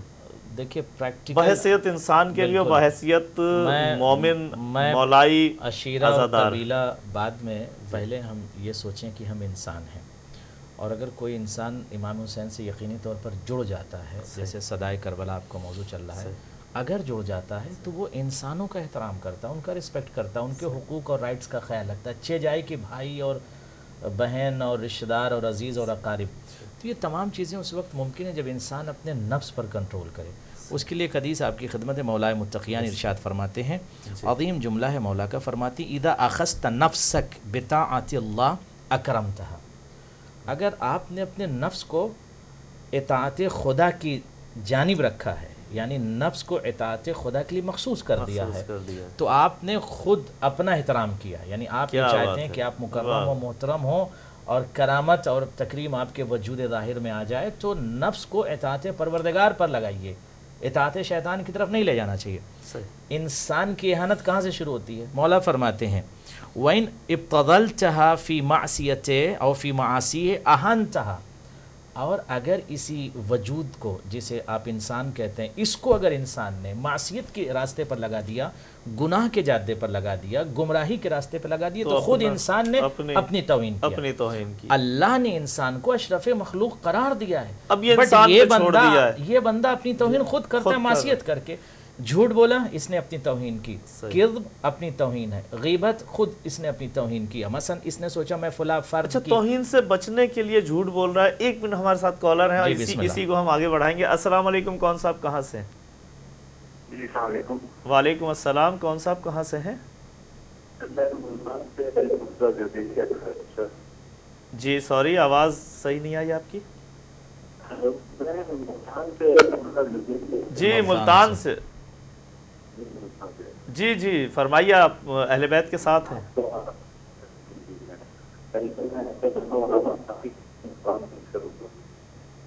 آواز صاف نہیں سنائی دے رہی، یا تو آپ ایسی جگہ ہیں جہاں سگنل نہیں جا رہا ہے۔ انسان دوبارہ کال آپ اگر کر لیں گے تو بات ہو جائے گی۔ انسان توہین سے بچنے کے لیے جھوٹ بولتا ہے اپنی، اور خود جو ہے وہ اس کی توہین ہو جاتی ہے، ہو رہی ہے۔ جھوٹ کی بنیاد پر اس انسان کی خود توہین ہو رہی ہے۔ میں جو جملہ عرض کرنا چاہ رہا ہوں ناظرین کی خدمت میں، کہ مولا یہ ارشاد فرماتے ہیں کہ انسان اگر اپنے آپ کو، اپنے نفس کو اطاعت خدا کی طرف رکھتا ہے اور پروردگار کی طرف لے کر آتا ہے، یعنی حکم الہی جو ہے، جو فرائض اور سنن ہے، اس کی طرف اپنے نفس کو، اپنے وجود کو اس نے متوجہ کیا ہے، تو اس نے رسپیکٹ کیا، خود معزز ہے وہ۔ بٹ یہی انسان اپنی توہین کرتا ہے معصیت کی بنیاد پر۔ جیسے نہج بلاغہ مولا نے کہا کہ حینما خلق اللہ سبحانہ وتعالی خلق غنیا عن طاعتهم وآمنا من معصیتهم، لأن اللہ سبحانہ لا تضر معصیت من عصاه ولا تنفع طاعت من عطاه۔ اگر پوری دنیا مل کر اس کی اطاعت کرے تو اطاعت کا فائدہ خدا کو نہیں ہوتا، بندوں کو ہوتا، اور پوری دنیا اگر معصیت کرے، مرتکب گناہ ہو جائے، ضرر ہوگا۔ تو اگر بندہ غیبت کرتا ہے، یہ سوچتا ہے میں نے فلاں مومن کی، ایک امریکہ میں بیٹھا اس کی میں نے غیبت کیا، شاید وہ جو ہے وہ اس کی توہین ہو رہی ہے 10 لوگوں کے سامنے، نہیں، اس کی نہیں ہو رہی، یہ غیبت کرنے والے کی توہین ہو رہی ہے۔ یہ مولا ارشاد فرمانا چاہتے ہیں کہ غیبت کرنے والا، جھوٹ بولنے والا، یہ سمجھ لے اس کی توہین ہے، اس پہ کوئی اثر نہیں ہو رہا۔ ہمارے ساتھ ایک اور معزز کالر ہیں۔ السلام علیکم۔ السلام علیکم جی۔ وعلیکم السلام، کون صاحب کہاں سے ہیں؟ میں جی بڑی بول رہا ہوں، راجا کری بولنا بول رہا ہوں آپ سے۔ ہلو جی آپ ہمارے ساتھ ہیں، بولیے۔ میں نے کہا یہ چھوٹی سی بات پوچھنی تھی علماء کی، جو کہ محفل سجی ہوئی ہے، سب علماء کو ملتے ہیں۔ السلام علیکم۔ وعلیکم السلام۔ جی اصل میں یہ ہے کہ ہمارے یہاں تقریر کرنے والے آتے ہیں، تقریر بہت کرتے ہیں، آ کر اپنی بات لاتے ہیں، علماء کو کم سنتے ہیں، ایسے کہتے رہتے ہیں، کم سنتے ہیں علماء کو۔ تو یہ ایک حدیث اس بیار الانوار سے سنتے سنتے ابھی بہت بوڑھا ہو گیا ہوں جی، تو یہ کہتے ہیں کہ حسین کے غم میں رونا، رولانا یا رونے جیسی شکل بنانا، رونے والی صورت ہی بنا لینا، جی جنت واجب ہو گئی۔ جی اب لوگوں نے اس سے یہ اصطلاح نکالی کہ جنت واجب ہوگی، روگے اب کوئی اور عمل نہ نماز، روزہ، یہ سارے چیزیں کرنے کی کوئی ضرورت نہیں ہے۔ جی تو ذرا اس پر روشنی ڈالیے گا تاکہ میں اس کا جواب دوں ذرا دولت۔ جی بالکل بالکل۔ خدا آپ کو سلامت رکھے۔ جی جی خدا آپ کو سلامت رکھے، اور یہ بہت اہم حدیث ہے، اس پر گفتگو ہونی چاہیے۔ حدیث وہ اس طرح سے کہ من بکا او اب کا او تباکا، بکا رویا، اب کا رلایا، او تباکا رونے کی شکل، وجبت لہو جنہ وجبت لہو شفاعہ، یہ موجود ہے مختلف کتابوں میں۔ مسئلہ سب سے بڑا یہ ہے عزاداران مظلوم کربلا کی گفتگو یہاں پر ہو رہی ہے کہ اگر کوئی حسینی، اگر کوئی پریکٹیکل حسینی، سیرت حسین پر چلنے والا، نہج حسین پر چلنے والا، اگر کوئی عزادار عبادت گزار گریہ کر رہا ہے تو یقیناً اس کو جنت ملے گی۔ بٹ ہمیں سمجھنے کی دیر ہے، اب ہر کس و ناکس اگر کوئی شخص آ کے رو رہا ہے تو اسے جنت نہیں ملے گی۔ اگر نہج حسین پر چلنے والا، سیرت واہ. حسین اپنانے والا، محبت حسین اپنانے والا، عشق حسین میں ڈوبا ہوا، امام کے پیغامات کو اچیو کر لیا اگر کسی بشر نے، اور امام کی تمام خوبیوں کو اپنے اندر لے آیا، ایک فرد، یہ بشر، یہ انسان اگر معاشرے میں پریکٹیکل حسینی بنا ہے تو اس کی بھی شفاعت ہوگی، یہ دوسروں کی بھی شفاعت کر سکتا ہے. بٹ شرط یہ ہے کہ حسینی ہو. فرض کیجئے اگر یہ کنڈیشن لگا دی گئی کہ اس سینٹر میں اس جگہ پہ صرف علماء الاؤڈ ہیں جو پی ایچ ڈی کیے ہوئے ہوں، یا اس جگہ پر ایم ایس ڈاکٹر الاؤڈ ہیں اور ڈاکٹر جتنے حضرات ہیں ان کو گفٹ دیا جائے گا، تو اس میں سے جو افراد ڈاکٹر نہیں وہ تو کٹ گئے نا. ڈاکٹر ہی کو گفٹ دیا جائے گا، ایم ایس ہی کو گفٹ دیا جائے گا. تو جتنے حسینی ہیں، اگر حسینی عبادت گزار اور عزادار ہیں اور پریکٹیکل ہیں تو اس پر انشاءاللہ جی. لیکن قبلہ وہاں انشاءاللہ جو ہے ان کو یقیناً جنت ملے گی، اس میں کوئی شک و شبہ نہیں. مگر بین القوسین جملہ کہہ دوں ورنہ یہ بات رہ نہ جائے کہ ہمیں نہج حسینی نہیں چھوڑا. نہج حسینی کیا ہے؟ حسین کی سیرت کیا ہے، مولا کا کلام کیا ہے، بیان کیا ہے، ان کا پیغام کیا ہے، وہ اگر ہماری زندگی میں موجود ہے تو انشاءاللہ اس میں کوئی شک نہیں. اور اگر صرف گریہ کر رہے ہیں اور ہمارے اندر انسانیت نہیں ہے، اس کا بھی کوئی ہے صلہ نہیں. اگر نہ ہو معرفت، خالی گریہ کر رہا ہے. دو ایک چیزیں ہندو ہے جو خالی گریہ کر رہا ہے، اس کے پاس معرفت نہیں ہے پوری. ثواب ایک الگ شے کا نام ہے، جنت الگ شے کا نام ہے. جی جواب گفتگو کرنے جی قبلہ اس کا صلہ کہاں ملے گا اگر کوئی بغیر معرفت کے حسین پہ رو گیا؟ ہندو ہیں، عیسائی ہیں، دوسرے مذہب کے لوگ ہیں، سکھ ہیں، ہمارے ہندو برادری کے لوگ سبیلے لگاتے ہیں، نیازیں تقسیم کرتے ہیں. ہمارے ساتھ ایک کالر موجود، ہم انہیں لے لیں پھر اس کو مزید آگے بڑھاتے ہیں. جی السلام علیکم، کون صاحب کہاں سے؟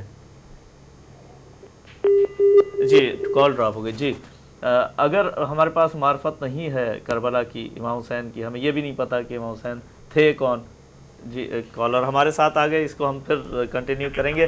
جی السلام علیکم، کون صاحب کہاں سے؟ وعلیکم جی السلام. بہن.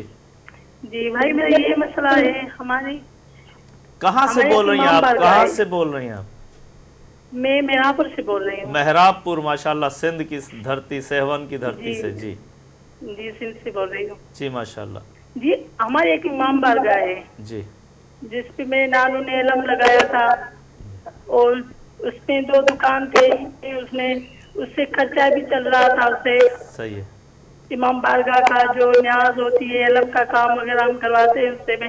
مگر اس نے اپنے بھائی کو ایک گاڑی کھڑی ہونے کے لیے گیرنٹ دی تھی تھوڑی سی بنا کے، صحیح عارضی طور کے لیے. صحیح. مگر ان لوگوں نے اسے قبضہ کر دیا ہے. کیا اب ہمیں آپ کیا مشورہ دیتے ہیں کہ ہم کیا کریں؟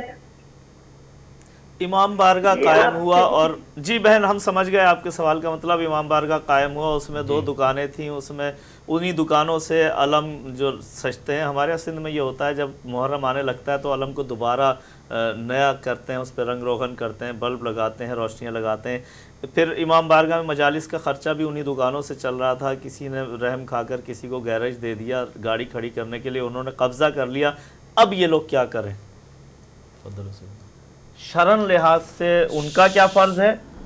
جس نے قبضہ کیا ہے ان کی کیا سزا ہے، اور ان کا کیا فرض ہے؟ یہ کیا کریں؟ سب سے پہلی چیز تو انہی کی تھی کہ جب وہ وقف، اگر وقف ہے عزاق کے لیے تو گیرج کے لیے دینا نہیں چاہیے تھا. صحیح ہے. لیکن اگر وہ گیرج کے لیے مثلا اگر اس طرح کی گنجائش تھی کہ فرض کر عزادار ہونے کے ناطے کہ چلو ٹھیک ہے، نہیں عزادار نہیں، اس لیے کہ اگر وہ گیرج وہاں کھولیں گے تو اس کا ایک رینٹ آئے گا جو اس پر خرچ ہوگا. اگر اس طرح کی کوئی وقف میں گنجائش تھی، ایسا کیا تو کوئی حرج نہیں. لیکن اب وہ شخص کے جو قابض ہو گیا ہے اس کے لیے قطعاً جائز نہیں ہے کہ وہ وہاں پر رہے. اگر یہ جو متولی ہیں اگر یہ نہیں چاہتے ہیں تو اس کے لیے ہرگز جائز نہیں ہے کہ وہاں پر وہ گیرج اپنا باقی رکھے. اسے بہرحال وہاں سے ہٹانا چاہیے. اول تو انہیں دینا نہیں چاہیے تھا کہ جی مگر انہوں نے اس غرض سے دیا ہے نا کہ جیسے بتا رہے 2 دکانیں، نہیں مومن وغیرہ نہیں، 2 دکانیں. دکانیں تو الگ ہیں. اچھا وہ گاڑی کھڑی کرنے کے لیے انہوں نے گیرج انہیں دے دیا اور اب وہ قبضہ کر گیا ہے.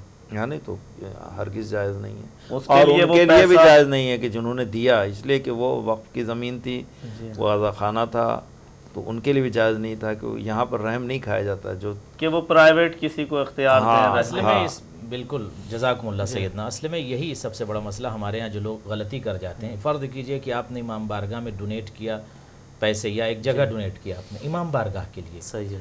اب اس میں دوسری چیز نہیں ہو سکتی ہے. فرض کیجئے آپ کا شخصی اس میں اختیار نہیں ہے کہ آپ کسی کو رہنے کے لیے اس کو گھر بنا دیجئے یا کوئی اور کام کر لیجئے. یعنی مجھے آپ نے ایک زمین دی کہ یہ امام بارگاہ بنا لو, اب میں نے ایک ہال تو امام بارگاہ بنا لیا, ایک چھوٹا گھر بنا دیا جس میں میں نے اپنے بھائی کو رکھ دیا, یہ مجھ پہ جائز؟ جائز, بالکل جائز نہیں. واقف کی نیت کیا ہے, شرط کیا ہے, کنڈیشن کیا دیکھنا پڑے گا. تو یہ سب سے بڑا اس جگہ پہ صرف امام بارگاہ ہی کے کام ہو سکتے ہیں. اگر صرف اور صرف یہ شرط لگائی گئی ہے, وقف ہے کہ یہ صرف امام بارگاہ کے لیے, اس میں دوسری چیزیں نہیں کر سکتے. جیسے مولانا نے ارشاد فرمایا کہ یقینی طور پر آپ کیوں, رحم ایک الگ شے ہے, آپ امام بارگاہ کسی کے حوالے نہیں کر سکتے. اپنی ملکیت پہ آپ رحم کھائیے, اپنی چیزوں پہ رحم کھائیے. امام بارگاہ دوسروں کو حوالے آپ نہیں کر سکتے ہیں. رہی بات یہ کہ جو شخص امام بارگاہ کیا اگر آپ کا قلم بھی بغیر اجازت لے رہا ہے تو وہ غاصب ہے. قلم بھی بغیر اجازت اگر آپ کے لے رہا ہے, چھین رہا ہے آپ کا قلم, وہ غاصب ہے. چاہے جائے کہ امام بارگاہ کی زمین ہو یا گھر ہو یا ملکیت دیگر ہو, اس میں تو جو شرط ہے. پہلی بات تو یہ کہ جہاں سے وہ بول رہی ہیں محراب پور وغیرہ, وہاں پارکنگ کا اتنا ایشو نہیں ہے. مجھے اس بات پہ بھی حیرت ہے کہ وہ امام بارگاہ میں کیوں کھڑی جائز ہے, جائز ہے. جو حرام ہے حرام ہے, اس میں بٹ کچھ نہیں ہے کہ ایسے نہ ویسے نہ, اس میں کوئی دائیں بائیں کچھ نہیں چلتا. جو چیز جھوٹ حرام ہے تو حرام ہے. جی ہاں بہن, آپ نے سنا کہ پہلی بات تو یہ تھی کہ آپ کو دینا نہیں تھا انہیں کیونکہ امام بارگاہ کی جگہ ہے. اب اگر آپ نے دے دیا ہے کسی وجہ سے تو اس کا وہاں رہنا جائز نہیں ہے. جو بھی ہے وہ ایکس وائی زیڈ کوئی بھی ہے, اس کا وہاں رہنا جائز نہیں ہے. وہ یعنی غلط کام ہے جو وہ سر انجام دے رہا ہے. یقیناً آپ کو. ہمارے ساتھ ایک اور کالر ہیں. السلام علیکم, کون صاحب کہاں سے ہیں؟ السلام علیکم. وعلیکم السلام, کون صاحب کہاں سے؟ لوگوں کی پوری تقریر آپ سن لیتے ہیں اور میرا سوال ہی پورا نہیں سنتے, کیا بات ہے؟ ارے اللہ اکبر, آپ سوال کیجئے. معذرت, ہم سمجھے آپ کی بات کمپلیٹ ہو گئی ہے شاید. معذرت. جی جی جی, وہ جو ابھی جن کا سوال تھا کہ رونا جیسی شکل بنانا. جی فرمائیے. سوری. دیکھیں میں یہاں پر رہتا ہوں, میں سنی سے شیعہ ہوا ہوں. جی اور میرے ماشاءاللہ. جی بات یہ ہے کہ قبلہ نے جو کہا وہ میں آگے بھی کہتا رہتا ہوں کہ جو حسینی روتا ہے بندہ, جی وہ کسی کا غم محسوس کرتا ہے, روتا ہے, ورنہ رو سکتا نہیں ہے. بے شک. ہندو ہو, سکھ ہو, عیسائی ہو, جو بھی ہوگا, جب حسین کی داستان سنے گا تو اس کے دل پر اثر ہوگا. جب اثر ہوگا تو دل اسے کہے گا رو. صحیح. اور رو پیٹ جو کر سکتا ہے وہ کرے گا. صحیح. تو یہاں شرط کسی ہے کہ وہ صحیح ہونا چاہیے یا وہ نہیں ہونا چاہیے. ایک بات یہ ہے. دوسری بات یہ ہے کہ میں ابھی میری عمر 83 سال ہے. صحیح. بچپن سے دیکھتا ہوں کہ ہمارے یہاں مہدی نکلی ہے. جی حضرت قاسم کے حوالے سے مہدی کو ہوتے ہیں, قبلہ جتنے بیٹھے ان کے علاقے میں مسلم ہوتے ہیں, ہمارے بھی ہوتے ہیں. لیکن ابھی کل پرسوں آپ کے یہاں ایک مولوی صاحب سماعت ہے جعفر صاحب. جی. تو یہ کہا, میں کچھ نہیں کہا گا, اس پر تھوڑی سی روشنی ڈالیں تاکہ اپنے بچپن سے تم دیکھتے تھے کہ یہاں پہنچ گئے. اب چونکہ یہ رشتہ جو ہو رہا ہے, کیا ہو رہا ہے, اس وقت کے جو شیعہ ہم تھے وہ بس الحمدللہ اتنا جاتے تھے کہ مجلس میں جاتے تھے, ماتم کا باقی جتنا لین کرنا وہ تشنت کے ساتھ ہوتا تھا. جب میں شیعہ ہوا تو جیسے ہوتا تھا. تو اب میں کہتا ہوں کہ یہ جو مہدی کی رسم ہم کر رہے ہیں, آیا یہ درست ہے؟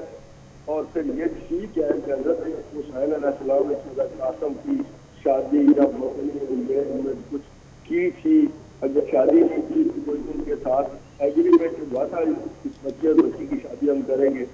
یہ سوال ہے. دوسرا ایک ہمارے پیٹی میں چلتا ہے, پتہ نہیں آپ کیا چلتا ہے, مختار کا چہرہ نکالتے ہیں.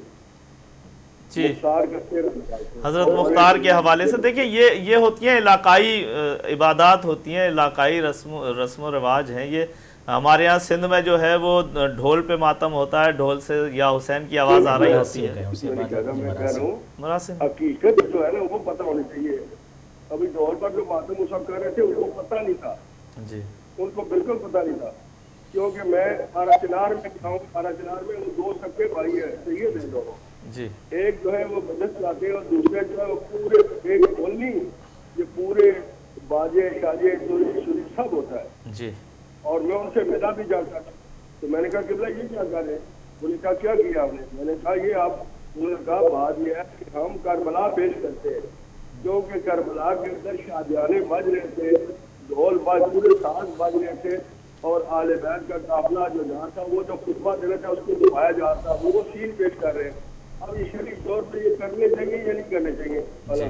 سوال ہوگا پورا، چھوڑے ابھی آپ بات کریں. چلیں شکریہ. یہ جو علاقائی سلسلے ہیں مہندی ہو رہی ہے وہ جائز ہے یا نہیں ہے؟ حضرت قاسم کا عقد ہوا تھا 9 کی رات یا نہیں؟ اس کو کس طرح سے ہم دیکھتے ہیں؟ قبلہ دیکھیے، جو عزاداری ہے اس فروغ ہی اس کو اس طرح سے ملا ہے کہ اس کو ہم نے اپنے اعتبار سے سمجھا ہے. بعض چیزیں جو ہیں جب تک ہم اپنے رسم و رواج کے اعتبار سے نہ سمجھیں تو وہ بات کبھی سمجھ میں نہیں آ سکتی ہے. میر انیس نے پورا مرثیہ نظم کیا ہے اور اس میں چوڑیوں کو بھی تذکرہ ہے، اس میں جو ہے وہ بعض جگہ کنگنے کا ذکر آیا ہے، کنگنے کا تذکرہ، اس طرح کی چیزیں. تو یہ مقصد یہ نہیں ہے کہ مثلا کہ وہاں پر ایسا رہا ہو، لیکن ہم اسی طرح سے فرض کر لیں کہ چوڑیاں. بعض خطیب کہتے ہیں کہ جو چیزیں وہاں نہیں ہوئی وہی تو کرتے ہیں، تابوت نہیں اٹھے تو اٹھاتے ہیں. وہاں جو ماں کا ارمان تھا کہ شادی ہوتی تو وہ ہم کرتے ہیں، وہ نہیں کر سکیں تو ہم اس کو اب یہ روایت ماں کی تمنا کو ظاہر کر رہے ہیں. ہاں وہ ساری چیزیں ہیں نا، مثلا تابوت ہے، تعزیہ ہے، یہ ساری چیزیں وہاں تو نہیں تھی. تو اس کو ہم اپنے اعتبار سے کہ تعزیہ کو ہم نے شبیہ کی، شبیہ روضہ امام کی تشبیہ دیا ہم نے. مثلا یہ کہ تابوت ہے، یہ مثلا تابوت کی شبیہ ہے وغیرہ وغیرہ. تو اس طرح سے کیا ہے کہ ایک تو یہ کہ بتانا بھی ہے کہ ایسا ہوا تھا، دوسرے یہ کہ اس سے ایک تصور ادھر جاتا ہے، ایک گریہ تاری ہوتا ہے، ایک تمام باتیں سمجھ میں آتی ہیں. اس میں کسی نے کوئی مخالفت نہیں کی ہے، کوئی اس میں اور ہونا بھی نہیں چاہیے. ٹھیک ہے، یعنی اگر کوئی منا رہا ہے اپنے علاقائی طور پہ تو اس سے شریعت کو کوئی نقصان ہو رہا ہے ان واقعات سے؟ نہیں، اس سے کیا نقصان ہو رہا ہے؟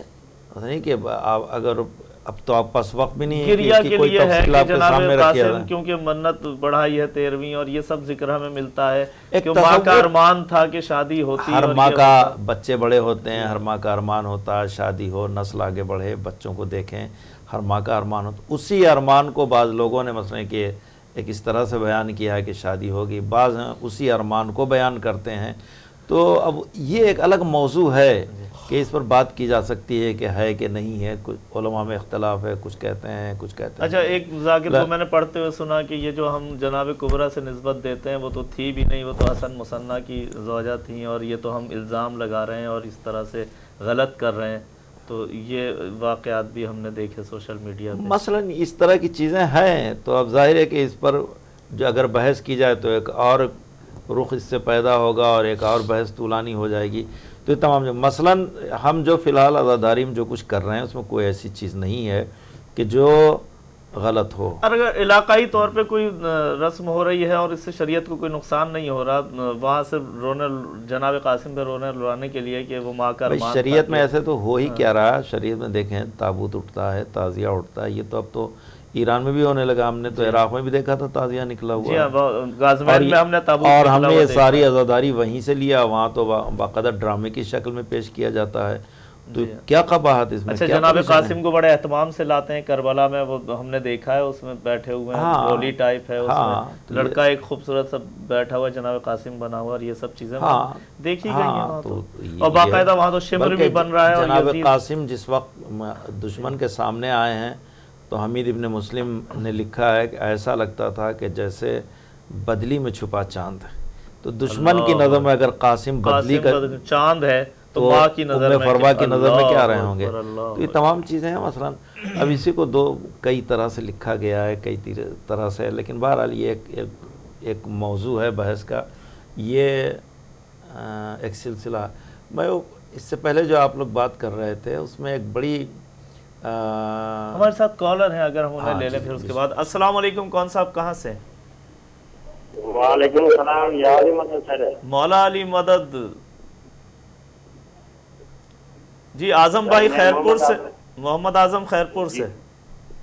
جی جی سر. ارے ماشاءاللہ، آپ کی آواز ہی پہچان چکا ہوں میں. جی فرمائیے، آپ اہل بیت کے ساتھ ہیں، عالم اسلام آپ کو سن رہا ہے.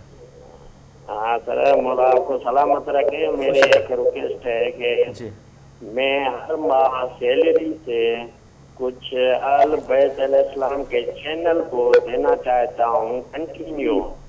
جی، ایک بار نہیں ہے پر ہر ماہ اور جی سلامت جتنے تک رہے. میری زندگی ہے تو آپ کے ساتھ مولا کے یہ عالم دین بیٹھے ہیں، نمائندے بیٹھے ہیں مولا کے عالم دین، تو ان سے میری دعا بھی کروائیں. اور میرا اس کے ساتھ سوال یہ ہے کہ اہل سنت اور اہل شیعت میں جو نیاز ہوتا ہے اس میں بھی تھوڑا دو طریقے ہوتے ہیں، ہمارے شیعوں میں بھی. جی تو اس میں یہ ہوتا ہے کہ کچھ لوگ مجالس کا بندوبست کرتے ہیں، پھر نیاز بانٹتے ہیں. کچھ لوگ ایسا کرتے ہیں کہ بس 4 جگہ پکائیں نیاز تقسیم کر لیتے.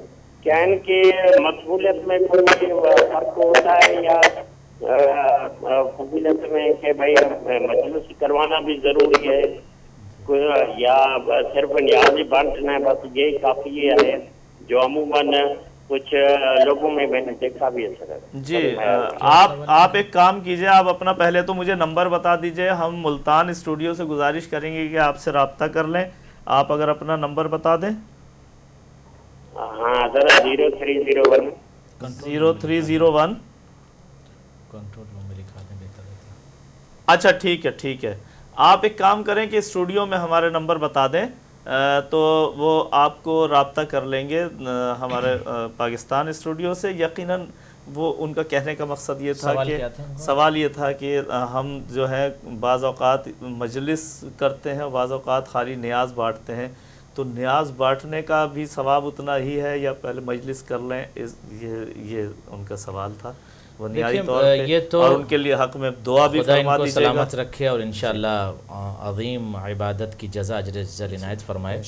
لیکن نیاز کا جو سلسلہ ہے وہ تو اس میں بہت زیادہ ثواب ہے، اور سہولیت کے اعتبار سے عادتاً اور رسماً زیادہ تر لوگ یہی کرتے ہیں کہ مجلس کے بعد تقسیم کرتے ہیں یا کھلاتے ہیں.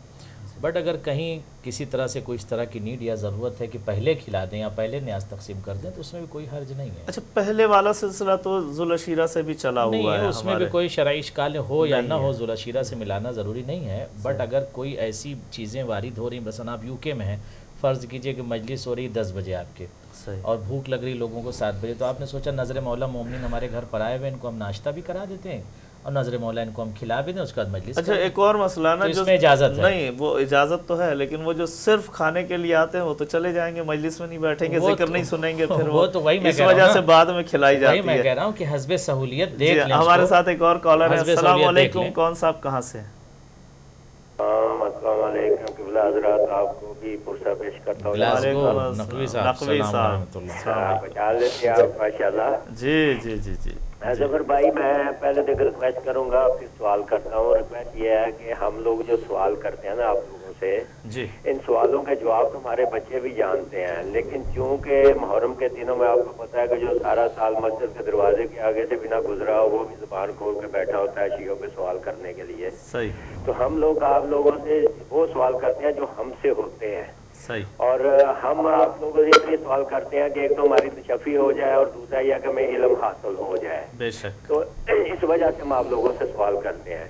اب میں آپ سے ایک بات اور پوچھنا چاہتا ہوں کہ آج کل مجھے ایک چیز کی سمجھ نہیں آ رہی کہ ہر چیز کی 2 روایتیں پیش کی جا رہی ہیں.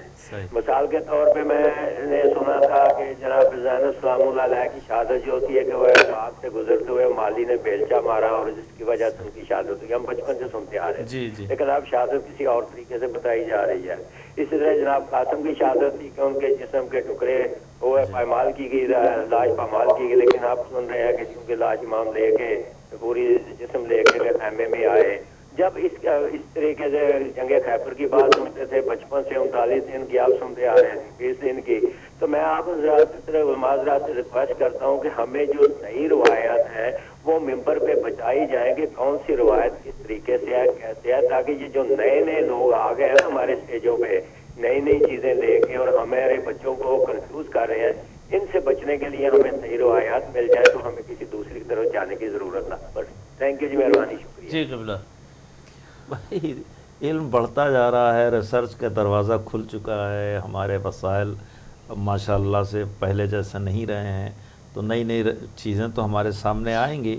نہیں تو روایت تو چینج نہیں ہونی چاہیے. ان کا کہنے کا مقصد یہ کہ اگر جناب زینب کی شہادت کا واقعہ وہی ہے جو شام گئی ہیں دوبارہ اور پھر وہاں صرف ایک واقعہ کبھی بھی نہیں رہا ہے. اچھا مختلف واقعات، کتابوں میں مختلف لکھے. اب اس میں یہ دیکھا جاتا ہے کہ زیادہ قرین قیاس اور اچھا زیادہ ہماری مضبوط تاریخ بھی روایتیں. بڑے خطرناک ادوار سے گزری ہے، عباسی خلیفہ دوسروں سے ہم نے وہ لیا سب ہے، جہاں ہمارے پاس کہاں رہی ہے، ہم نے تو دوسروں سے ہماری لیا ہے. کتابیں دریا برد بھی کی گئی ہیں. نہیں، اس وقت لکھنے کا فرض کر لیں کہ واقع کربلا ہوا، جی اس کا لکھنے والا یزید کا سپاہی تھا حمید ابن مسلم، جی ہاں. اور بھی جتنے لکھنے والے لیکن جناب تھے. زینب اور جناب سید سجاد سے بھی تو آئی ہیں ہمارے پاس. نہیں آئی ہیں یقیناً، کتنی آئی ہیں آپ کے پاس؟ اتنی ہی تو نہیں رہی ہوں گی نا، بہت مختصر ہیں جو آئی ہیں. بہت حمید بڑا ابن مسلم سے تو وہ آئی نا جو میدان اور یزیدی لشکر میں تھا. ٹھیک ہے، لیکن جناب زینب نے لکھا تو نہیں تھا. وہ تقریریں کس نے لکھی ہیں؟ وہ بھی تو حمید ابن مسلم ہی نے لکھی ہیں نا.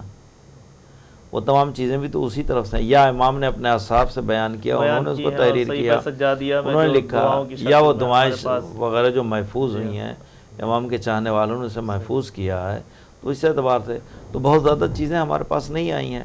تو اب ظاہر ہے کہ اس میں سے بہت سی روایات ایسی بھی ہیں کہ جن کو قبول نہیں کیا جا سکتا اپنے عقائد کے اعتبار سے اور معصومین کی تقریروں کے ذریعے سے، اور بہت سے ایسے ہیں کہ جو قرین قیاس ہیں قبول کرنے کے لائق پھر ہیں. یہ بھی ہے کہ شہادت تو ہوئی نا جناب زینب کی، اور شام میں ہی ہوئی. ہاں اس کو تو مانتے ہیں. یہ تو نتیجے میں کوئی فرق نہیں ہے. نہیں وہ تو سب تسلیم، وہی شہادت تسلیم کرتے ہیں جو انہوں نے بیان کیا ہے، اس میں کوئی اختلاف نہیں ہے.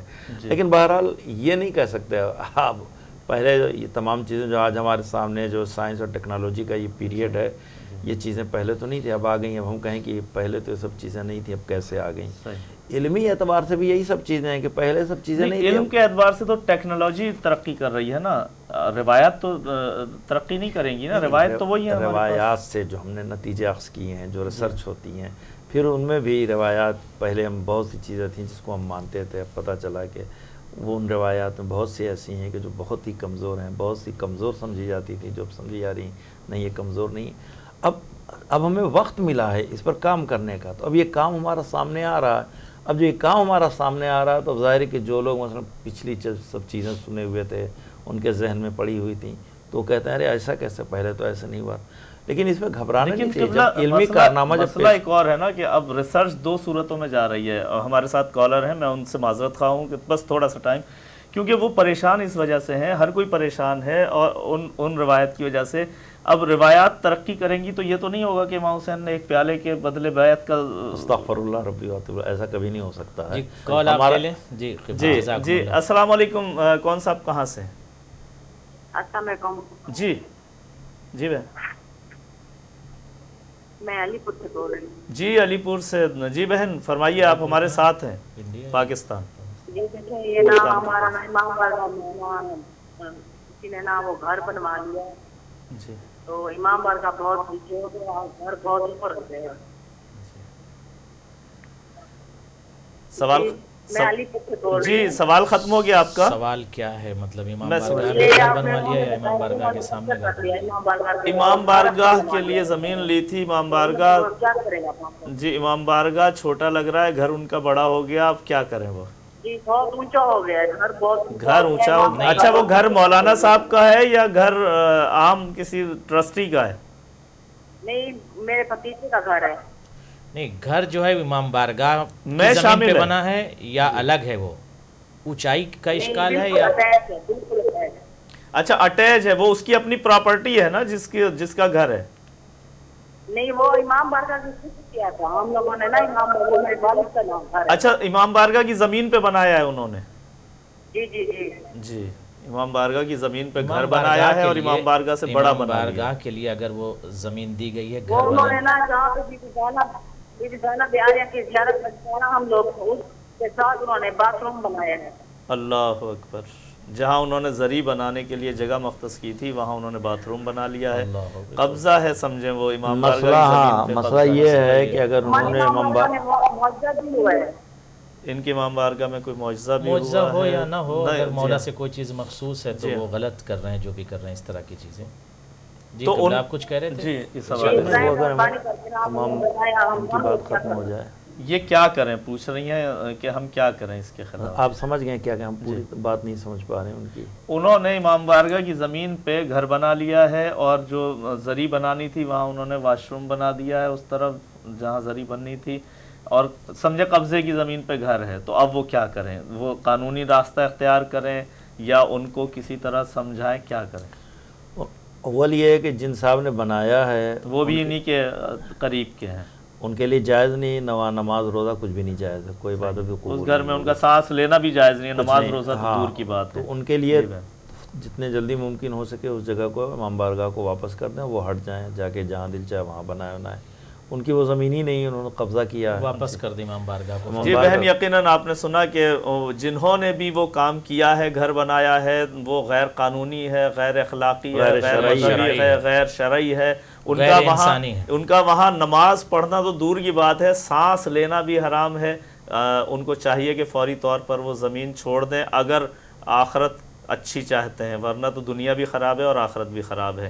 تو ہمارے پاس بہت کم وقت رہ گیا قبلہ، اس حوالے سے جو بات ہو رہی تھی اس پہ اگر آپ تھوڑی سی روشنی ڈال دیں کہ یہ جو شدت آ رہی ہے تو اس میں روایات کو بھی جدید ہونا ہے یا روایت کو؟ دیکھیے روایتیں تو کوہنا ہیں، روایتیں کوہنا ہیں، بٹ اس میں حدت اور شدت پیدا کی جا رہی ہے۔ میرا ایک اچھا، کمزور روایتوں کو تو ذاکرین نے پہلے ہی کبھی نہیں پڑھا۔ میرا ایک نظریہ یہ ہے، میرے استاد آیت اللہ وہ یوسف طباطبائی صاحب ایک جملہ کہتے تھے کہ روایات اگر سرچ کرنے کی کسی کے پاس قوت یا طاقت یا علم رجال سے اس کا گزر نہیں ہوا ہے تو وہ بزرگ علماء کی تاسیسی کرے، فرض کرے ایک بزرگ عالم دین نے ایک روایت کو پڑھا ہے، آپ اسی روایت کو آپ نقل کر دیجئے۔ جیسا کہ آج میں نے بہت سارے علماء کو دیکھا کہ اظہر حسن زیدی صاحب کے روایتیں اگر آپ پیش کر رہے ہیں اور اگر آپ محقق نہیں اس صورت میں اور آپ تمام اس کے جوانب کو نہیں سمجھ رہے ہیں اور اس کے بیان کی وجہ سے مسائل کھڑے ہو سکتے ہیں، اگرچہ پڑھی ہو کہیں آپ نے کتاب میں، اب جیسے بہار کے اندر بہت ساری ایسی روایتیں ہیں، آپ اس کو بیان نہیں کر سکتے ہیں۔ پڑھنا ایک الگ شے ہے، نہیں تو اسے چھاپا کیوں گیا ہے؟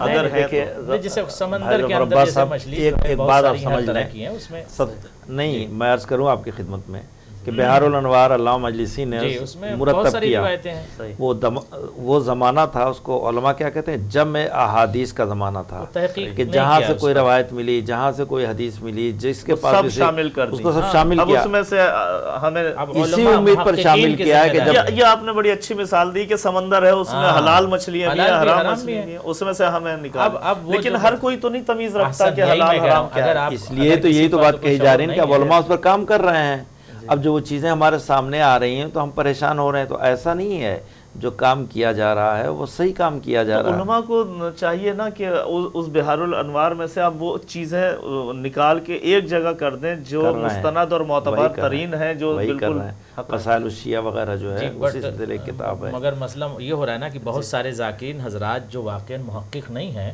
تو میں یہی کہنا چاہتا ہوں وہ دقیق علماء کی تاسیسی کر لیں اور بہار کی ہر روایت پر وہ اعتنا نہ کریں اور نہ ہی بیان کریں۔ اچھا، کچھ ذاکر تو اس لیے وجہ سے بھی نئی چیز لاتے ہیں نا، ایک پیش کر دوں، نیا پن آئے اور میں مشہور ہو جاؤں، ایک دم سے وائرل ہو جائے میرا کلپ، اور شرارتاً بھی کچھ ہو رہا ہے کہ ایسی روایتیں ہیں کہ جو مثلا ہے بہار میں ہے مگر کہ متحقق نہیں، اس لیے نہیں پڑھنا چاہیے، اسی کو فوکس کرتے ہیں، تو یہ شرارتیں بھی ہو رہی ہیں۔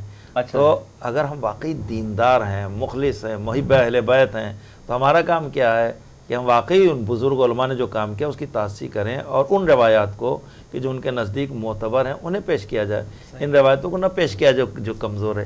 اس سلسلے میں ایک چھوٹا سا واقعہ آپ کی خدمت میں عرض کروں، پتہ نہیں وقت ہے کہ نہیں ہے، تھوڑا سا ہے، ہاں، کہ امام کل بات ہو رہی تھی امام جعفر صادق علیہ السلام، ان کے بہت سے شاگرد اور ایسے شاگرد کہ جب کوفے سے آتے تھے امام سے مسئلہ پوچھنے کے لیے تو امام کہتے تھے اتنی دور کا سفر تم نے کیوں کیا، تمہارے پاس تو مجتہدین موجود ہیں، زرارہ موجود ہیں، محمد مسلم موجود ہیں، ابو بصیر موجود ہیں، ان سے یعنی امام ان کو مجتہد کہہ رہے ہیں، لیکن اس کے باوجود بھی امام کے ایک صحابی تھے جن کا اس طرح سے شہرت نہیں ہے کہ اس طرح کے صاحب علم تھے جیسے زرارہ وغیرہ تھے، ابن ابی یافور ان کا نام تاریخ میں ملتا ہے، تو ان کا جب انتقال ہوا ہے تو امام نے شدید غم منایا ہے، اور یہی غم ہی صرف نہیں منایا بلکہ ان لوگوں سے کہا کہ تم سے زیادہ ہم پر یقین رکھتے تھے، ان علماء سے کہا تم سے زیادہ یقین رکھتے تھے۔ ابن یافور کا عالم یہ تھا کہ ان کے پاس انار آیا، بیچ سے کاٹ دیا گیا، کہنے لگا امام اس انار کو کہیں کہ یہ والا حصہ جو ہے وہ حلال ہے اور یہ والا حرام ہے، تو خدا کی قسم میں اس کو نہیں کھاؤں گا جس کو امام نے حرام قرار دیا، اور میں عوام سے یہ بھی نہیں پوچھوں گا کہ حرام کیوں قرار دیا. تو جب ہم اس یقین کے مرحلے میں آ جائیں تب ہم عوام کو اس طرح کے صحابی کہلائیں گے. کیا بات. یہ مطالبہ کیا جا رہا ہے معصومین کی طرف سے. نقوی صاحب یقیناً آپ نے دیکھا کہ ہماری بہت بہترین گفتگو کی. ہم نئے ذاکرین جو ہیں ان کو یہی پیغام ہے کہ یا تو پرانے ذاکرین پرانے علماء کی تاثیر کریں اس حوالے سے, بغیر تحقیق کے کوئی روایت آگے نہ بڑھائیں. اسی وجہ سے آج پرابلم کھڑی ہو رہی ہیں. ان چیزوں کا خیال رکھیے گا. کل ہم اپیل کے ساتھ حاضر ہوں گے. جو بھی اس وقت سن رہا ہے وہ اپنے دوستوں کو بھی بتائے, کیونکہ ہم چاہیں گے کہ کل ہمیں مایوسیاں نہ ہوں. بلکہ کل میں دیکھ رہا تھا اپنے اسکرین پہ کہ مجھے بہت مایوسی ہو رہی تھی, مجھے عجیب شرمندگی بھی ہو رہی تھی کہ میرا خیال ہے کہ یا تو ہماری آواز کمزور ہے یا آپ تک پہنچی نہیں ہے, کہ ہمیں 786 لوگ چاہیے جو ہماری ہیلپ کریں اہل بیت چینل کو چلنے میں. ایمان کا تقاضا بھی یہی ہے کہ آپ چاہتے ہیں کہ آل محمد کے علوم نشر کیے جائیں, جیسے ماشاءاللہ سے اہل بیت ٹی وی سے نشر ہو رہے ہیں اور پوری دنیا میں پیغام پہنچ رہا ہے. تو ظاہر ہے کہ اس میں کچھ ضرورتیں بھی ہوتی ہیں, اس میں مالی ضرورت بھی ایک چیز ہے. تو اگر آپ حضرات کا تعاون نہیں شامل ہوگا تو کس طرح سے یہ معاملات چلیں گے؟ یہ اہل بیت سے محبت کا ایک یہ بھی ثبوت ہے کہ آپ حضرات اس میں دامے درمے سخنے قدمے ہر طرح سے آپ اس میں شامل ہوں اور قاعدے سے تعاون کریں. کل ہم آپ کے تعاون کے طلبگار رہیں گے اور آپ کا ساتھ ہمیں چاہیے. کل انشاءاللہ بھرپور طریقے سے ہم انشاءاللہ اپنے جو آنرز ہیں ان کو مایوس نہیں کریں گے, مولا کو مایوس نہیں کریں گے, اس لیے کہ مولا کی بارگاہ میں وہی مال جاتا ہے جو پاک و پاکیزہ ہو. تو اپنے پاکیزہ رکن کے ساتھ کل ہمارے ساتھ رہیے گا. اپنا بہت خیال رکھیے گا. خدا حافظ. یا علی مدد.